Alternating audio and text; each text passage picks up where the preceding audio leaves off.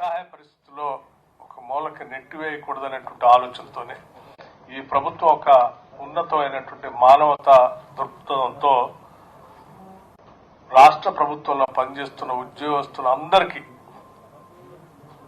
1.20 1 కోటి ప్రభుత్వ ఉద్యోగస్తులందరికీ 1,20,00,000 ప్రమాద జీవిత బీమాని దేశంలో ఎక్కడా లేనట్టుగా ఈ రాష్ట్రంలో అమలు చేస్తున్నామని చెప్పి నిన్న బడ్జెట్ సమావేశాల్లో స్పష్టంగా చెప్పడం జరిగింది. దీనికి సంబంధించి ఈ పథకాన్ని ఇప్పటికే సింగరేణి కాలనీస్ లో, ఎస్పీడీసీఎల్లో, ఎన్పీడీసీల్లో, ట్రాన్స్కోలో పైలట్ ప్రాజెక్ట్ గా మేము ఇంతకుముందే గతంలో అమలు చేశాం.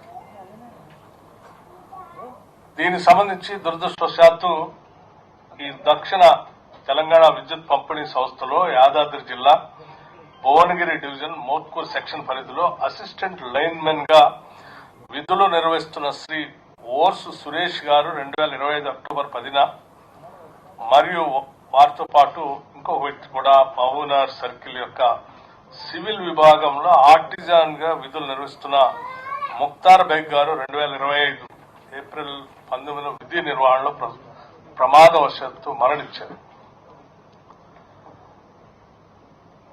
దీని కారణంగా వారి కుటుంబం తీవ్రంగా నష్టపోయింది. విధి నిర్వహణలో ప్రాణత్యాగం చేసిన ఓ సురేష్ మరియు ముక్తార్ బేగల సేవలు చిరస్మరణీయం. వారి ఈ జీవిత బీమా పథకం ఏదైతే ఇందిరమ్మ జీవిత బీమా